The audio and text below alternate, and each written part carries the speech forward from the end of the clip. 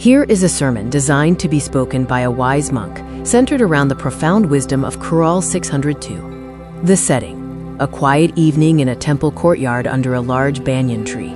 A group of disciples and villagers sits on the floor, listening to the elderly monk, Swamiji.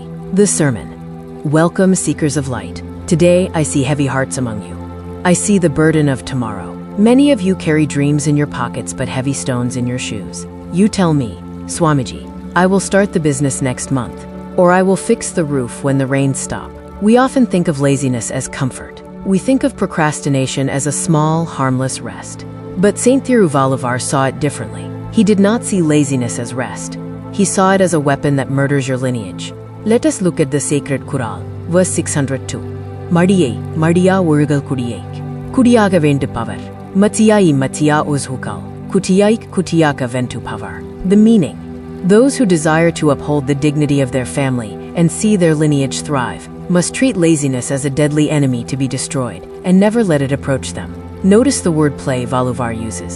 Madiyaa Madiyaa. Madi means laziness. Madiyaa means to destroy or kill. He says, to save your family, you must kill your laziness.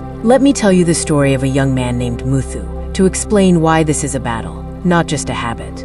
The parable of Muthu and the leaking roof. Muthu came from a family of master weavers. His grandfather wove silk for kings. His father's saris were famous in 3 districts. But Muthu loved the shade of the tree more than the sound of the loom. He had the skill, but he lacked the fire. When a thread broke, he would say, I will fix it after lunch. After lunch, he would say, the light is too harsh, I will do it in the evening. By evening, he would say, I am too tired, I will do it at dawn. Slowly, the rhythm of the loom in his house went silent. One monsoon, a small leak appeared in the roof of the weaving hall. His mother warned him, Muthu, the water will spoil the silk. Muthu replied, it is just a drop, Amma. I will place a bucket there. I will fix the tiles when the sun comes out.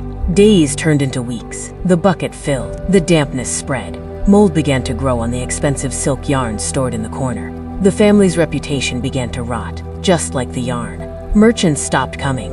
They said Muthu is not like his father. His promises are empty.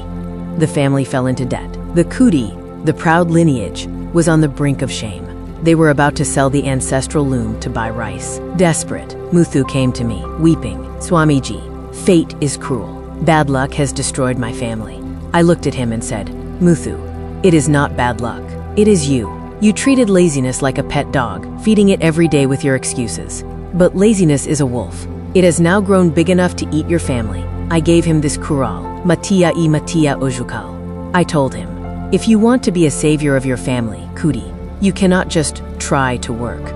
You must treat that urge to sleep, that urge to delay, as an assassin standing at your door with a knife. Would you sleep if an assassin was at your door?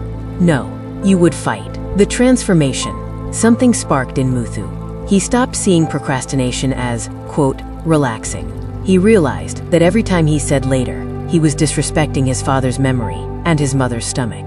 He went home that very night. It was raining. He didn't wait for the sun. He climbed the roof in the rain, slipping and sliding, and fixed the tiles. He came down shivering, but the leak had stopped. The next morning, he was at the loom before the birds woke up. When his mind said, rest for 5 minutes, he remembered the Kural. He treated that thought as an enemy and attacked it with action. He cleaned the mold. He salvaged the silk. He wove for 18 hours a day. The sound of the loom returned. Clack thud, clack thud. It was the heartbeat of the house returning. Within a year, the debts were paid. Within 2, the merchants returned. Muthu didn't just become a weaver. He became the protector of his Kudi. The conclusion. My dear friends, look at your own lives. What is the leaking roof in your life? Is it your health? Is it your child's education? Is it a project you promised to finish? Thiruvalluvar teaches us that we do not live for ourselves alone. We are the custodians of our family's honor. If you procrastinate, you don't just fail yourself, you fail those who carry your name. Do not be gentle with procrastination. Do not negotiate with it. As the Kural says, treat Madi, laziness, as a foe. Slay it with the sword of action. Go now. The sun is still up. There is work to be done.